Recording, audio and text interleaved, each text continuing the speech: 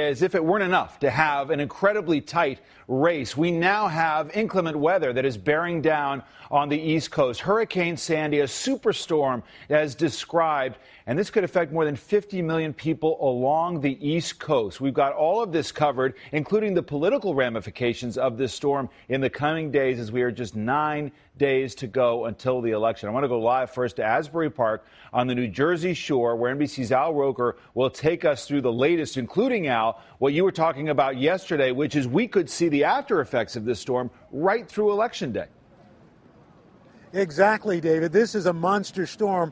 Right now, it's about 260 miles south-southeast of Cape Hatteras, but it's also about 395 miles east of New York City. It is a sprawling system. The tropical force winds extend out about 500 miles from the center of the storm. So this storm is 1,000 miles in diameter. It's making its way along the coast. Right now, it's a Category 1 storm. It's going to continue to parallel the coast for the next 24 hours. Then sometime late Monday night, early Tuesday morning, the path of the storm will bring it onshore somewhere in central coastal New Jersey.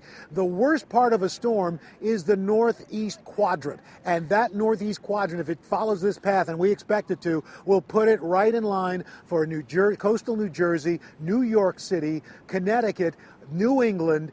The storm surge is going to be anywhere from 5 to 10 feet above normal tides. It's going to be coming in at an astronomical high tide as well. Plus, add to that a rainfall of anywhere from 6 to 12 inches of rain. You're going to have coastal flooding inland, and the winds. There are high wind warnings. We're talking warnings from Virginia all the way up to Boston and as far west as West Virginia. We're talking 60 million people. And because of those high winds, we expect massive power outages throughout the area. And as this system moves onshore, it's going to be a long-term effect. It's going to last for about 72 hours. And so we are talking about people who could be without power for at least 10 days. And that, as you know, will take it right into Election Day. So what will people do if they can't get to either the voting booths or the voting booths don't have power? It is going to be a real mess over the next 72 hours. David? Al Roker, thank you very much. We'll be watching that.